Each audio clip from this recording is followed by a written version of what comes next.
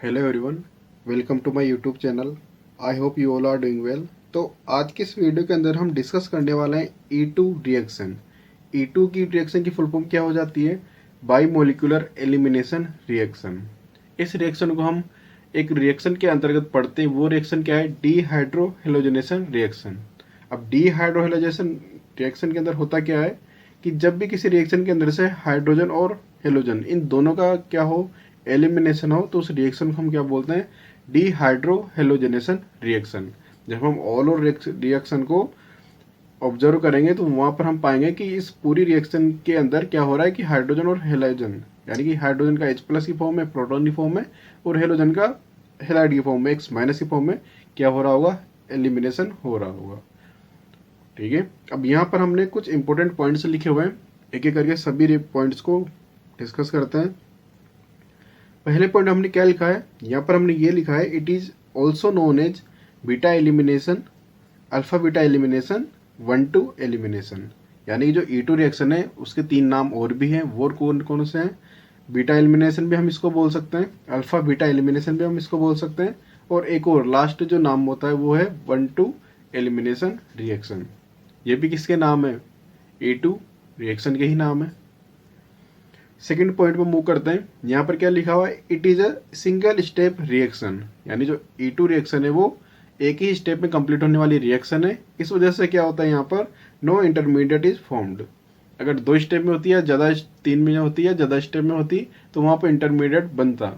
लेकिन ये जो रिएक्शन है वो एक ही स्टेप में कंप्लीट हो जाती है। इस वजह से यहाँ पर किसी भी तरह की इंटरमीडिएट का फॉर्मेशन नहीं हो पाता है, किसी तरीके के इंटरमीडिएट का फॉर्मेशन नहीं होता है। आ रही बात समझने में? अब ये एक रिएक्शन के एक ही स्टेप के अंदर ये रिएक्शन किस तरह से परफॉर्म होती है, आइए वो देख लेते हैं। अब यहाँ पर हमने एक एल्किल हैलाइड ले लिया है, CH3 CH CH2 और X हो गया यहाँ पर हेलोजन। अब इस एल्किल हैलाइड से जो बेस है वो H को निकाल लेता है, हाइड्रोजन को निकाल लेता है H+ की फॉर्म में। अब ये कौन सा हाइड्रोजन है? ये हाइड्रोजन बीटा हाइड्रोजन है। किस तरीके से बीटा हाइड्रोजन तक हम पहुंचेंगे? देखिए, ये जो हेलोजन है इसकी इससे जो अटैच्ड जो कार्बन है, डायरेक्टली अटैच्ड जो कार्बन है उसको हम क्या बोलते हैं? अल्फा कार्बन बोलेंगे। और अल्फा कार्बन के पास वाला जो कार्बन होगा उसको हम बीटा कार्बन बोलेंगे। और बीटा कार्बन से अटैच्ड जितने भी हाइड्रोजन होंगे उन सभी को हम क्या बोलेंगे? बीटा हाइड्रोजन बोलेंगे। तो ये जो बेस है वो इसी बीटा हाइड्रोजन को यहाँ से रिमूव करता है। किसकी फॉर्म में रिमूव करता है? H+ की फॉर्म में रिमूव करता है यहाँ से। इस वजह से क्या होगा कि यहाँ के जो 2 इलेक्ट्रॉन है वो कहाँ पर शिफ्ट कर जाएंगे? इस कार्बन कार्बन बॉन्ड पर शिफ्ट कर जाएंगे। इस वजह से यहाँ पर क्या होगा? एक पाई बॉन्ड का फॉर्मेशन बनना, मतलब फॉर्मेशन होना शुरू हो जाएगा, पाई बॉन्ड बनना शुरू हो जाएगा। इस वजह से जब यहाँ पर पाई बॉन्ड बनना शुरू होगा तब देखिए यहाँ पर 2 बॉन्ड तो यहाँ पर हो जाएंगे जब ये बनेगा बॉन्ड। 3 बॉन्ड पहले से इसके 2 हाइड्रोजन के साथ है और 1 हेलोजन के साथ है। तो अब कार्बन के कितने बॉन्ड फॉर्म हो रहे हैं? 5 बॉन्ड फॉर्म हो रहे हैं। लेकिन कार्बन की वैलेंसी हम जानते हैं, कार्बन ज्यादा ज्यादा 4 बॉन्ड ही बना सकता है, मतलब कार्बन 4 ही बॉन्ड बना पाता है, 5 बॉन्ड नहीं बनाता। तो यहाँ पर क्या होता है कि कार्बन जो है इस लिविंग ग्रुप को, जो हेलोजन इसको लिविंग ग्रुप को यहाँ से निकाल देता है। और ये जो लिविंग ग्रुप है वो X- की फॉर्म में यहाँ से निकल जाता है, यानी कि हेलाइड की फॉर्म में यहाँ से निकल जाता है। तो अब अगर हम इस पूरी ट्रांजिशन स्टेट की बात करें जहाँ पर क्या हो रहा है, बेस हाइड्रोजन को निकाल रहा है और ये जो इलेक्ट्रॉन है वो इस पाई बॉन्ड का फॉर्मेशन करने में लगे हुए हैं, और इसी तरह से जो कार्बन है वो इसको एलिमिनेट कर रहा है। तो इसकी जो ट्रांजिशन स्टेट आएगी निकल करके वो कुछ इस तरीके की होगी। यहाँ पर बेस और हाइड्रोजन के बीच का जो बॉन्ड है वो बन रहा है, फॉर्मेशन हो रहा है, और इस हाइड्रोजन और कार्बन के बीच का जो बॉन्ड है वो ब्रेक हो रहा है। B स्टैंड फॉर ब्रेक और F मतलब यहाँ पर फॉर्मेशन हो रहा है इस बॉन्ड का। यहाँ पर जो ये बॉन्ड है ये भी फॉर्म हो रहा है, कार्बन कार्बन के बीच में पाई बॉन्ड फॉर्म हो रहा है, और इसी तरह जो कार्बन और हेलोजन के बीच का जो बॉन्ड है वो ब्रेक हो रहा है। यहाँ तक बात समझ में आ गई? अब ये जो X है, हेलोजन है, ये X- की फॉर्म में यहाँ से निकलता है। इस वजह से यहाँ पर डेल नेगेटिव चार्ज यहाँ पर आ गया, और ये बेस है पहले से नेगेटिव है, इसके ऊपर भी डेल नेगेटिव चार्ज आ गया क्योंकि H को इसने कुछ इलेक्ट्रॉन देने शुरू कर दिए। इस वजह से यहाँ पे इलेक्ट्रॉन डेंसिटी थोड़ी थोड़ी कम होती जा रही है। अब लास्ट स्टेप के अंदर क्या हो जाएगा, ये वाला इन दोनों के बीच में बॉन्ड बन जाएगा, तो बेस और हाइड्रोजन हो जाएगा। तो बेस और हाइड्रोजन के बीच में बॉन्ड बन गया, ये एक मॉलिक्यूल निकल के आ गया यहाँ से। इसी तरह X- की फॉर्म में निकल जाएगा, तो X- की फॉर्म में निकल गया। बाकी का जो बीच का बचा हुआ जो हमारा मेन मॉलिक्यूल है, जो मेन प्रोडक्ट है, वो क्या है? एक एल्किन बन जाएगी यहाँ पर, अगर डबल बॉन्ड आ जाएगा तो यहाँ पर क्या हो जाएगा एक डबल बॉन्ड आ जाएगा। अब ये वाला कार्बन कौन सा कार्बन था, अल्फा कार्बन था, और ये वाला कार्बन कौन सा था, बीटा कार्बन है। तो इस अल्फा और बीटा कार्बन के बीच में क्या आ गया, एक डबल बॉन्ड आ गया है। इसी वजह से हमने क्या बोला था कि ये जो रिएक्शन है E2 रिएक्शन, इसको हम क्या बोलते हैं, बीटा एलिमिनेशन बोलते हैं। अब बीटा एलिमिनेशन क्यों हमने बोला यहाँ पर, क्योंकि यहाँ पर बीटा पोजीशन से क्या निकलता है, H+ निकलता है। इसी तरह हम इसको अल्फा बीटा एलिमिनेशन भी बोलते हैं। अल्फा बीटा एलिमिनेशन का मतलब क्या है, अल्फा से क्या निकलता है, अल्फा से हेलोजन निकलता है, यहाँ से अल्फा से हेलोजन निकलता है और बीटा से हाइड्रोजन निकलता है।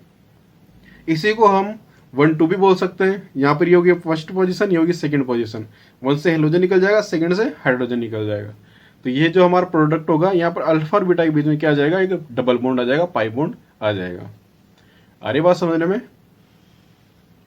अब यहाँ पर पूरा जो हमने देखा अभी प्रोसेस, वो होता किस तरीके से, वो भी हमने यहाँ पर लिख दिया है। कैसे, बेस जो है वो forming a bond with hydrogen, जो बेस होता है वो हाइड्रोजन के साथ बॉन्ड बनाता है। ये देखो यहाँ पर बॉन्ड बनना शुरू हो गया, फिर लास्ट में क्या हो गया, इन दोनों के बीच में बॉन्ड बन चुका है। और जो कार्बन और हाइड्रोजन के इलेक्ट्रॉन, इस कार्बन और हाइड्रोजन बॉन्ड के जो इलेक्ट्रॉन है वो पाई बॉन्ड बनाने में लग जाते हैं। ये जो इस बॉन्ड के जो इलेक्ट्रॉन है, ये तो H+ की फॉर्म में निकल जाएगा, तो ये जो इलेक्ट्रॉन है वो इस कार्बन और कार्बन के बीच में आ जाएंगे, यानी कि यहाँ पर एक पाई बॉन्ड का फॉर्मेशन होना शुरू हो जाएगा। और लास्ट में जब हम देखेंगे तो यहाँ पर एक पाई बॉन्ड बन जाएगा, यानी डबल बॉन्ड बन गया यहाँ पर।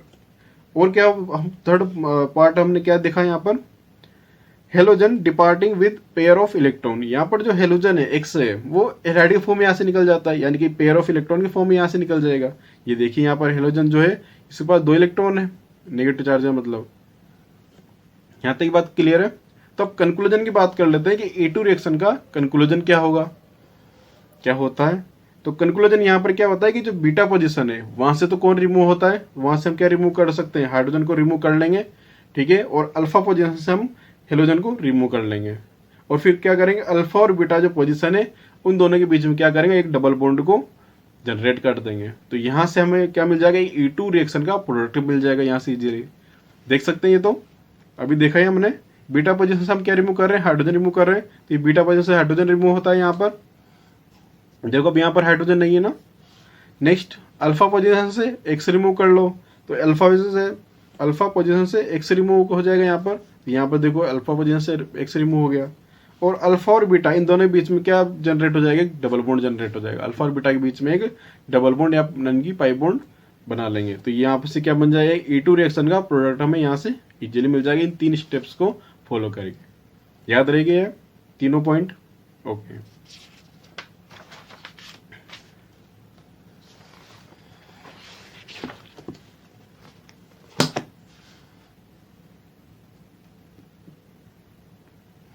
नेक्स्ट हम वो करते हैं kinetics of reaction. E2 reaction की काइनेटिक्स के बारे में डिस्कस कर लेते हैं। तो जब हम रेट एक्सप्रेशन की बात करते हैं तो यहाँ पर रेट एक्सप्रेशन क्या हो जाता है, रेट इक्वल टू के क्या है, एक रेट कांस्टेंट है। और यहाँ पर हमने 2 कंसंट्रेशन टर्म लिखी हुई है। एक कंसंट्रेशन टर्म जो है वो किसके लिए है, एल्काइल हैलाइड के लिए है, दूसरी वाली बेस के लिए है, ठीक है। तो जब हम बात करते हैं ऑर्डर की, तो ऑर्डर क्या होता है, हमेशा ऑर्डर जो भी रेट एक्सप्रेशन है उसके अंदर जो कंसंट्रेशन टर्म्स गिवन है उन कंसंट्रेशन टर्म्स का जो पावर है उसका सम हो जाता है। यहाँ पर सब पावर 1 है, यहाँ पर ही पावर क्या है, 1 है। तो इन टर्म का जो पावर का जो सम होगा वो किसके इक्वल हो जाएगा, ऑर्डर के इक्वल हो जाएगा। यानी कि यहाँ पर ही 1 है, वो यहाँ पर ही 1 है, तो 1 + 1 2 ऑर्डर यहाँ पर आ जाएगा। कंसंट्रेशन टर्म की जो पावर है उसका सम, यहाँ पर 1 है, यहाँ पर ही 1 है, तो ये कितना हो जाएगा, 2 हो जाएगा। नेक्स्ट हम मूव करते हैं मोलिकुलरिटी के ऊपर। तो यहाँ पर मोलिकुलरिटी कितनी आ जाती है, 2 आ जाती है। ये 2 कैसे आई, क्योंकि यहाँ पर जो कंसंट्रेशन टर्म है वो कितने मोलिक्यूल के लिए, 2 मोलिक्यूल के लिए। एक तो मोलिक्यूल कौन सा है, एल्किल हैलाइड वाला है, और दूसरा कौन सा है, बेस वाला है। तो जितने तरीके के मोलिक्यूल होंगे यहाँ पर, जितने टाइप के मोलिक्यूल होंगे, वही मोलिक्यूल की जो नंबर होगी वो किसके इक्वल हो जाएगी, मोलिकुलरिटी के इक्वल हो जाएगी। यहाँ पर एक एल्किल हैलाइड टाइप का मोलिक्यूल है, दूसरा बेस टाइप का मोलिक्यूल है। तो यहाँ पर 2 तरीके के मोलिक्यूल है, इस वजह से यहाँ पर जो मोलिकुलरिटी हो जाएगी E2 रिएक्शन के लिए वो कितनी आ जाएगी, 2 आ जाएगी। इसी वजह से जब हम E2 लिखते हैं तो E2 का मतलब क्या होता है, E2 रिएक्शन का मतलब E स्टैंड फॉर एलिमिनेशन, ठीक है। एलिमिनेशन किसका होता है, हाइड्रोजन और हैलाइड का यहाँ पर एलिमिनेशन होता है। और जो 2 है ये क्या बताता है, ये रिएक्शन की मोलिकुलरिटी को बताता है। और यहाँ पर जो मोलिकुलरिटी वो कितनी है, 2 है, इस वजह से हम इसको क्या बोलते हैं, बाई मोलिकुलर रिएक्शन बोलते हैं। यहाँ तक क्लियर है सभी को। नेक्स्ट पॉइंट पर मूव करते हैं। नेक्स्ट पॉइंट में क्या लिखा हुआ है, transition state has developing character of a double bond. ये हमने अभी जस्ट देखा ही था कि जो ट्रांजिशन स्टेट होती है वहां पर क्या होता है, कार्बन और कार्बन के बीच में एक पाई बॉन्ड जनरेट होना शुरू हो जाता है।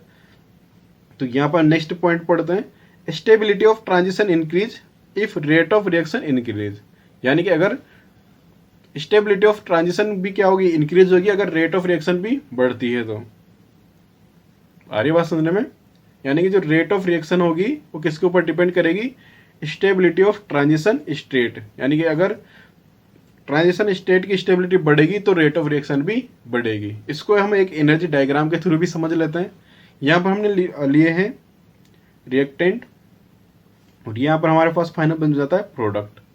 अब इन रिएक्टेंट को एक कुछ certain value of energy barrier पार करना होगा, जिसको हम एक्टिवेशन एनर्जी बोलते हैं EA। तो ये किस में कन्वर्ट हो जाएंगे, प्रोडक्ट में कन्वर्ट हो जाएंगे। तो और इसका जो मैक्सिमम पीक पॉइंट होता है उसको हम क्या बोलते हैं, वहां पर ट्रांजिशन स्टेट होती है। ठीक है, तो अब क्या हो रहा है, जब हम बात करते हैं किसकी, ट्रांजिशन की स्टेबिलिटी की, तो अगर ये ट्रांजिशन स्टेट स्टेबल होगी तो इसकी एनर्जी क्या होगी, थोड़ी कम हो जाएगी, यानी कि थोड़ा सा डिक्रीज हो जाएगा यहाँ पर। अब यहाँ पर क्या होगा, इस एनर्जी बैरियर की अगर हम बात करें EA की वैल्यू की बात करें तो अब ये पहले कंपेयर में क्या हो चुकी है, डिक्रीज हो चुकी है, कम हो चुकी है। तो अब यहाँ पर क्या होगा कि जो रेट ऑफ रिएक्शन होगी वो बढ़ जाएगी। EA की वैल्यू कम होगी तो रेट ऑफ रिएक्शन बढ़ी जाएगी, वो तो हम जानते ही हैं। तो इस वजह से क्या होगा कि जो रेट ऑफ रिएक्शन है वो किसके ऊपर भी डिपेंड कर रही है, यहाँ पर ट्रांजिशन स्टेट की स्टेबिलिटी के ऊपर। अगर स्टेबिलिटी बढ़ेगी तो इसकी एनर्जी कम हो जाएगी, तो यहाँ पर ये जो डिक्रीज हो जाएगा EA में थोड़ा सा, इस वजह से क्या होगा, यहाँ से ज्यादा मॉलिक्यूल जो है इस एनर्जी बैरियर को पार करके ज्यादा मात्रा में जो है प्रोडक्ट बना लेंगे। यानी कि रेट ऑफ रिएक्शन जो है वो इंक्रीज हो जाएगी अगर ट्रांजिशन स्टेट की स्टेबिलिटी बढ़ती है। तो ये वाली बात क्लियर है।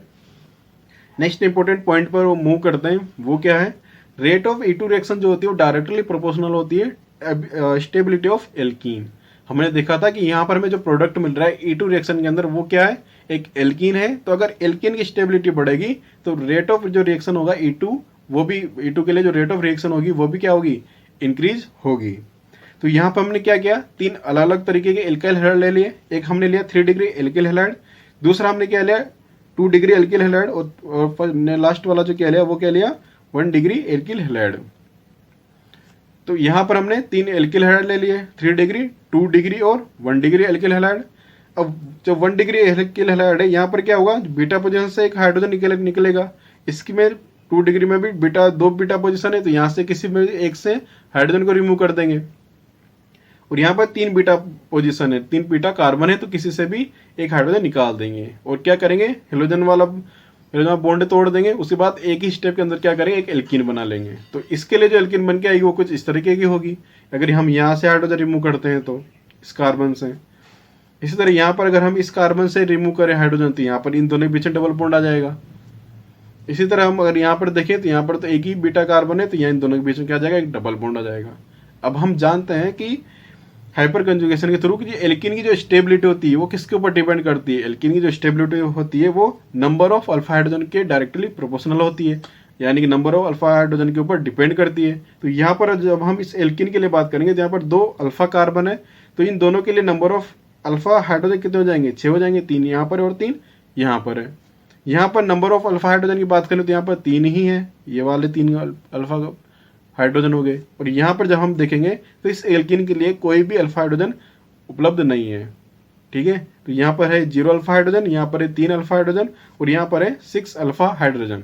तो हम इजीली बता सकते कौन सी एल्कीन सबसे ज्यादा स्टेबल होगी, ये वाली एल्कीन सबसे ज्यादा स्टेबल होगी, फिर ये, फिर लास्ट में ये। तो रेट ऑफ रिएक्शन भी क्या हो जाएगा, इसके लिए सबसे ज्यादा हो जाएगा, यानी कि 3 डिग्री एल्काइल हैलाइड के लिए, यानी कि इसके लिए सबसे ज्यादा रेट ऑफ रिएक्शन होगी, उसके बाद ये और सबसे कम इसके लिए हो जाएगी। आ रही है बात समझने में।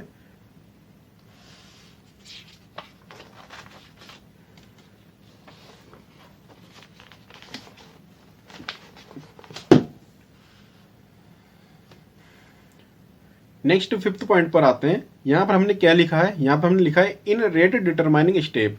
यहाँ पर सिर्फ एक ही स्टेप में ये रिएक्शन हो जाती है, इसलिए उस एक ही स्टेप को हम क्या बोलते हैं, रेट डिटरमाइनिंग स्टेप भी बोलते हैं। क्योंकि यहाँ पर क्या होता है, कार्बन और हाइड्रोजन के बीच का बॉन्ड भी क्या होता है, ब्रेक होता है, और कार्बन हाइड्रोजन के बीच का बॉन्ड भी ब्रेक होता है। ठीक है, रेट आरडीएस एक ही स्टेप होता है वहां पर, तो उसी को हम क्या बोलते हैं, आरडीएस बोलते हैं। और उस एक स्टेप के अंदर क्या होता है, कार्बन हाइड्रोजन के बीच का बॉन्ड भी ब्रेक होता है और कार्बन हेलोजन के बीच का बॉन्ड भी ब्रेक होता है। तो इस वजह से क्या होगा, hence rate of reaction will depend on the bond strength of these bond. तो जो रेट ऑफ रिएक्शन होगी वो कार्बन हेलोजन की बॉन्ड स्ट्रेंथ के ऊपर डिपेंड करेगी और कार्बन हाइड्रोजन की बॉन्ड स्ट्रेंथ के ऊपर भी डिपेंड करेगी। अब अगर हम अलग अलग हेलोजन ले लें यहाँ पर, यानी कि अलग अलग एल्किल हैलाइड ले लें, तो क्या होगा, वहां पर हम रेट ऑफ रिएक्शन भी हम फाइंड कर सकते हैं। कैसे कि जो वीकेस्ट बॉन्ड होगा वो इजिली ब्रेक हो जाएगा, तो वहां पर रेट ऑफ रिएक्शन ज्यादा हो जाएगी। इस वजह से ये जो ऑर्डर होगा ये डिक्रीज वाला ऑर्डर आ जाएगा, यहाँ पर सबसे कम इसके लिए हो जाएगी रेट ऑफ रिएक्शन। ठीक है, क्योंकि ये बॉन्ड छोटा बॉन्ड है, मतलब स्ट्रॉन्ग बॉन्ड है, तो उसको ब्रेक करने में हमें ज्यादा एनर्जी लगेगी। इस वजह से यहाँ पर रेट ऑफ रिएक्शन क्या होगा, कम हो जाएगा। इसी तरह अगर कार्बन हाइड्रोजन ले लिया और कार्बन ड्यूटेरियम ले लिया, तो यहाँ पे इलेक्ट्रॉन डेंसिटी ज्यादा होती है इस बॉन्ड पर। इस वजह से बॉन्ड थोड़ा ज्यादा स्ट्रेंथ हो जाती है, बॉन्ड की स्ट्रेंथ बढ़ जाती है, बॉन्ड थोड़ा मजबूत हो जाता है। इस वजह से यहाँ पर जो रेट ऑफ रिएक्शन होगी वो डिक्रीज हो जाएगी।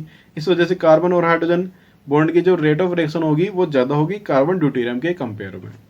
ये वाली बात भी क्लियर है। नेक्स्ट जो सबसे इंपॉर्टेंट पॉइंट निकल के आता है E2 रिएक्शन के लिए, वो है रिएजेंट। यहाँ पर हम किस तरह से पहचानेंगे कि ये जो रिएक्शन होनी है वो E2 मैकेनिज्म से होगी। तो यहाँ पर हमें क्या होगा, कुछ रिएजेंट्स का याद रखना होगा। जैसे एल्कोहलिक KOH विद टेम्परेचर हो तब भी E2 रिएक्शन परफॉर्म करेंगे। NaNH2 विद टेम्परेचर दिया हुआ हो, यानी सोडा माइड दिया हो विद टेम्परेचर, तब भी हम कौन सी रिएक्शन परफॉर्म करेंगे, E2 रिएक्शन परफॉर्म करेंगे, E2 मैकेनिज्म को फॉलो करेंगे। और क्या दिया हो, टर्सरी ब्यूटोक्साइड आयन दिया हो विद टेम्परेचर, तब भी हम क्या करेंगे, E2 मैकेनिज्म को फॉलो करेंगे। तो जब भी एल्किल हैलाइड के साथ इन तीनों में से कोई भी एक रिएजेंट आ जाए तो हम कौन सी रिएक्शन परफॉर्म करेंगे, वहां पर E2 रिएक्शन परफॉर्म करेंगे, E2 मैकेनिज्म को फॉलो करेंगे। ठीक है, अब नेक्स्ट पॉइंट पर मूव करते हैं जो है स्टीरियोकेमिस्ट्री के बारे में। E2 रिएक्शन की स्टीरियोकेमिस्ट्री के बारे में जब हम देखेंगे तो यहाँ पर हम देख सकते हैं कि E2 reaction anti elimination reaction होती है। ये किस तरह से होती है, अभी हम इसको इस डायग्राम के थ्रू और अच्छे से समझेंगे। तो यहाँ लिविंग ग्रुप हेलोजन होता है and beta hydrogen must be anti to each other. मतलब E2 रिएक्शन जो होती है एक एंटी एलिमिनेशन रिएक्शन क्यों होती है, क्योंकि यहाँ पर क्या होता है कि जो लिविंग ग्रुप होता है यानी कि हेलोजन होता है वो क्या होना चाहिए, जो हाइड्रोजन है वो एक दूसरे के एंटी होना चाहिए। यानी अगर ये सिस फॉर्म पे है, यानी कि अगर वेज वाली पोजीशन पर है, तो जो हेलोजन है, अगर लिविंग ग्रुप जो हेलोजन है जो अगर वेज वाली पोजीशन पर है, तो जो हाइड्रोजन है बीटा हाइड्रोजन वो डेस वाली पोजीशन पर होने चाहिए। दोनों एक दूसरे के 180 डिग्री एंगल पर होने चाहिए, मतलब बिल्कुल उल्टे होने चाहिए। जैसे यहाँ पर हम इस डायग्राम के थ्रू और अच्छे से समझते हैं। ये कार्बन हमने लिया, कार्बन है एक हैलाइड है, यहाँ पर ये हेलोजन जुड़ा हुआ है, यहाँ पर एक हाइड्रोजन है। तो ये हेलोजन के पास वाला कार्बन तो हो गया कौन सा, अल्फा कार्बन, और ये कार्बन हो जाएगा इससे जुड़ा हुआ बीटा कार्बन। ठीक है, तो अगर ये दोनों सेम साइड ही होते हैं, यानी कि ये दोनों एंटी नहीं होते हैं, सेम पोजीशन पर होते हैं, तब क्या होगा कि ये जो हाइड्रोजन इसके ऊपर कौन अटैक करता है, बेस अटैक करता है। बेस जो है नेगेटिवली चार्ज है, और ये जो बेस क्या करे यहाँ से H+ को निकालेगा, और उसी टाइम क्या होगा, ये इलेक्ट्रॉन यहाँ पर आएंगे इस बॉन्ड पर, और यहाँ से X जो है X- की फॉर्म में यहाँ से निकलेगा। तो इन दोनों B- और X- के बीच में क्या होगा, रिपल्सन होगा। इस वजह से जो सिन वाली पोजीशन होती है वो सुटेबल नहीं होती है E2 रिएक्शन के लिए, क्योंकि यहाँ पर क्या हुआ, रिपल्सन होता है, इस वजह से ये फेवर नहीं करेगा। यहीं पर अगर हम बात करें किसके लिए, एंटी पोजीशन के लिए, तो एंटी के केस में क्या होगा, इन दोनों के बीच हम देखो डिस्टेंस बढ़ गई है, ये ऊपर की तरफ है, ये नीचे की साइड है। समझ सकते हैं इसको, हम यहाँ पर इस तरह से भी बना करके देख सकते हैं कि ये वाला जो कार्बन है ये तो हो गया सेंटर में इस सर्कल के में, ये पीछे वाला कार्बन हमने इस बड़े वाले सर्कल से बना दिया। ठीक है, तब ये तो डेस वेज वाली पोजीशन इधर की साइड होगी पीछे की तरफ, पीछे वाले कार्बन पे, और ये वेज वाली जो साइड है वो इधर हो गई। तो ये हाइड्रोजन इन दोनों के बीच में आ गया ये। इसी तरह ये हेलोजन है, अब इन दोनों के बीच में जाएगा नीचे की तरफ। तो अब जब हम यहाँ पर देखेंगे तो ऊपर है हाइड्रोजन और ये हेलोजन नीचे एंटी पोजीशन के अंदर हम देख रहे हैं। तो यहाँ पर क्या होगा, बेस आकर के इजीली H के ऊपर अटैक करेगा, यहाँ से H+ को निकालेगा, और यहाँ से जो इलेक्ट्रॉन है वो इस कार्बन कार्बन बॉन्ड की तरफ मूव करेंगे पाई बॉन्ड बनाने के लिए, और यहाँ से जो हेलोजन है वो X- फॉर्म में इजीली निकल जाएगा। अब B- यानी बेस और हेलोजन हेलाइड के बीच में काफी डिस्टेंस है, इस वजह से यहाँ पर जो रिपल्सन होगा वो थोड़ा कमजोर हो जाएगा इसके कंपेयर में। यहाँ पर तो स्ट्रॉन्ग रिपल्सन होता है, इस वजह से फेवर ही नहीं करता E2 रिएक्शन को, जो सिन वाला पोजीशन है। लेकिन जब एंटी पोजीशन में हम बात करते हैं, हाइड्रोजन बीटा हाइड्रोजन और हेलोजन की, तो यहाँ पर क्या हुआ, ये मैकेनिज्म इजीली फॉलो हो जाता है। एक लिपिड के अंदर क्या होगा, सिन वाली पोजीशन होती है, इस वजह से यहाँ पर रिपल्सन होता है, इसलिए E2 जो रिएक्शन है, E2 जो मैकेनिज्म है वो इसके अंदर परफॉर्म नहीं होगा, यानी कि यहाँ पर जो E2 रिएक्शन है वो परफॉर्म ही नहीं होगी। लेकिन जो एंटी पोजिशन है वो E2 रिएक्शन को ज़्यादा फेवर करती है और यहाँ पर जो रिएक्शन है वो इजीली परफॉर्म हो जाती है। इसको हम, ये जो कॉन्फॉर्मेशन हमने बनाया इसको हम क्या बोलते हैं, स्टेगर्ड कॉन्फॉर्मेशन बोलते हैं, जहाँ पर क्या होता है हाइड्रोजन और हेलोजन एक दूसरे के एंटी हो। हाइड्रोजन हेलोजन ही बट जो बड़े ग्रुप है जहाँ पर अटैक होना है, जो रिएक्शन के पार्ट हैं जहाँ पर रिएक्शन नहीं होनी है उस रिएक्शन की साइड्स हैं, तो वहाँ पर वो दोनों अगर एक दूसरे के एंटी होगी तो वहाँ पर रिएक्शन इजीली हो जाएगी। यहाँ तक बात भी क्लियर है।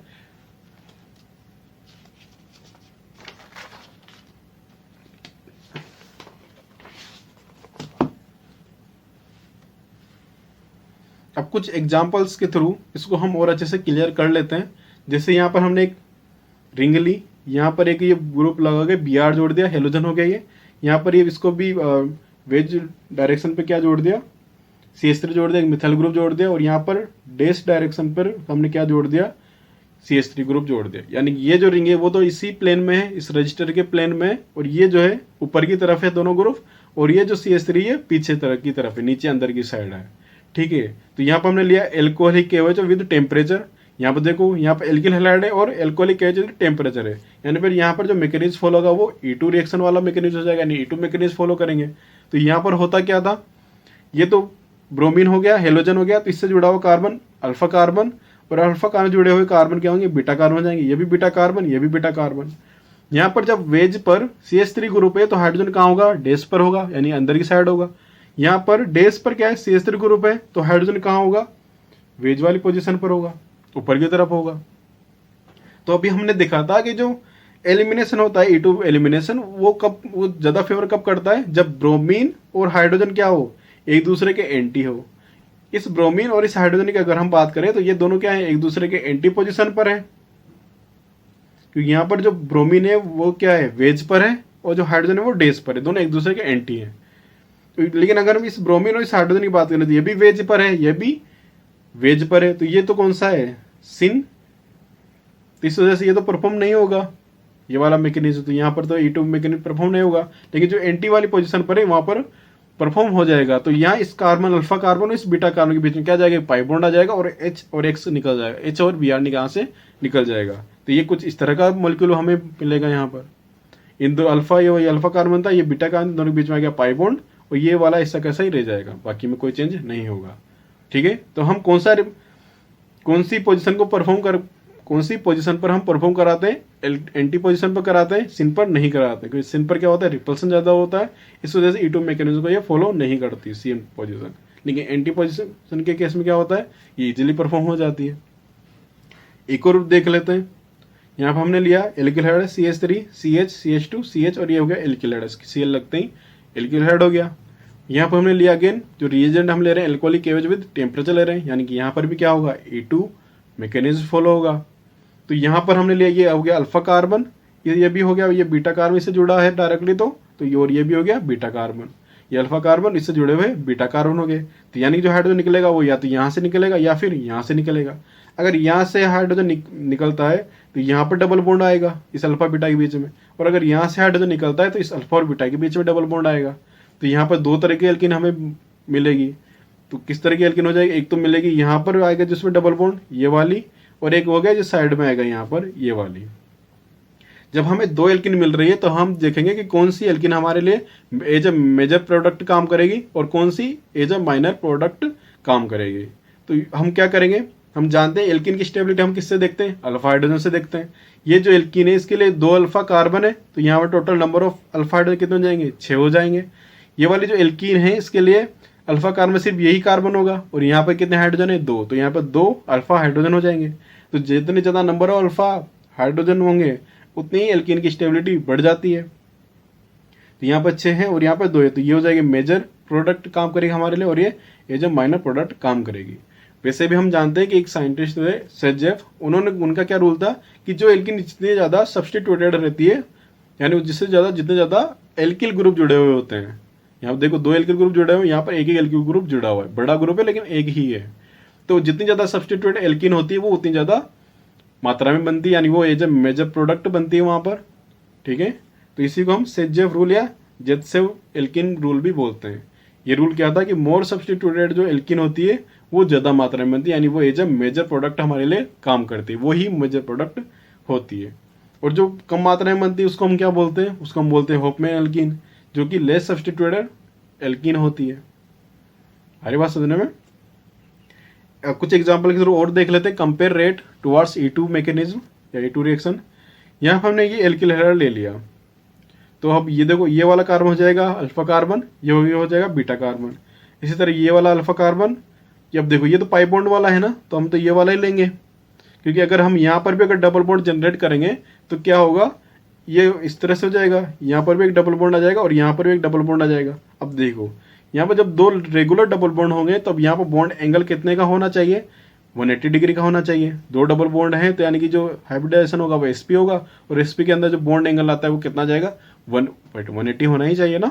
तो यहाँ पर क्या हुआ, अब यहाँ पर होना तो है कितना, अभी 120 है, और हो अभी इस मैकेनिज्म के थ्रू कितना होना चाहिए, 180। तो ये बस वाले मैकेनिज्म फॉलो नहीं करेगा, यानी कि यहाँ से जो हाइड्रोजन है वो नहीं निकलेगा, सिर्फ यहाँ से निकलेगा, क्योंकि रिंग भी कोलेस पे हो जाएगा। अगर 180 का एंगल बन जाएगा तो यहाँ पर लीनियर हो जाएगा ना, तो एकदम स्ट्रेट ही।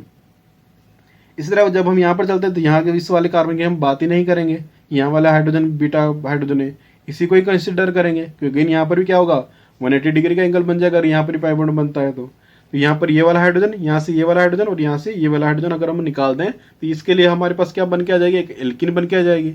तो जब हम compare rate of towards E2 करेंगे तो जो एल्किन ज़्यादा स्टेबल बनेगी हमारे पास वही क्या हो जाएगी, उसके लिए रेट ऑफ रिएक्शन ज़्यादा हो जाएगी। तो इस वाली एल्किल हैलाइड के लिए ये एल्किन बनेगी, यहाँ से बॉन्ड बन जाएगा एक पाई बॉन्ड। इसी तरह यहाँ पर भी ये वाला बॉन्ड बन जाएगा, और यहाँ पर इन दोनों कार्बन अल्फा और बीटा कार्बन बीच में एक पाई बॉन्ड बन जाएगा। तो यहाँ पर हम देख रहे हैं यहाँ पर बेंजीन बन गया, जो कि एक एरोमेटिक कंपाउंड है। तो एरोमेटिक कंपाउंड की स्टेबिलिटी सबसे ज़्यादा होती है। यहाँ पर ये दो पाई बॉन्ड है, इस वजह से यहाँ पर रेजोनेंस हो रहा होगा, रेजोनेंस होगा, इसे कंजुगेटेड कॉन्जिक्यूटेड सिस्टम है। यहाँ पर pi bond single bond pi bond, तो यहाँ पर रेजोनेंस होगा। और यहाँ पर सिंपल एल्कीन है और अल्फा हाइड्रोजन यहाँ पर है, तो रेजोनेंस ज़्यादा स्टेबल करता है एल्कीन को as compare to hyperconjugation. तो इसकी स्टेबिलिटी सबसे ज़्यादा एरोमेटिक कंपाउंड की, उसके बाद रेजोनेंस वाले कंपाउंड की, उसके बाद नो रेजोनेंस वाले कंपाउंड की, यानी कि हाइपर कंजुगेशन वाले कंपाउंड की। एक और चीज़ देख लेते हैं, ये तो हमने देख लिया। तो नेक्स्ट देखते हैं rate of E2 reaction directly proportional to stability of alkene, ये हम जानते हैं। तो इसी के ऊपर बेस्ट एक क्वेश्चन ये भी देख लेते हैं कि अगर यहाँ पर हम क्या देख रहे हैं कि अगर हमने इस तरह का एल्किल हैलाइड लिया, ये हो गया यहाँ पर कार्बन, ये कार्बन यहाँ पर जुड़ा हुआ है Br, इसी तरह यहाँ की Br बीच में जोड़ दिया एक बार, तो अगर सेम एल्किन बन जाए तब हम कैसे बताएंगे कि किस वाले एल्किल हैलाइड की जो रेट ऑफ रिएक्शन होगी वो ज़्यादा होगी। अगर सेम एल्किन बन जाए, यहाँ तो डिफरेंट एल्किन थी, तो एल्किन की जो एल्किन है उनकी स्टेबिलिटी से हम देख लेते थे।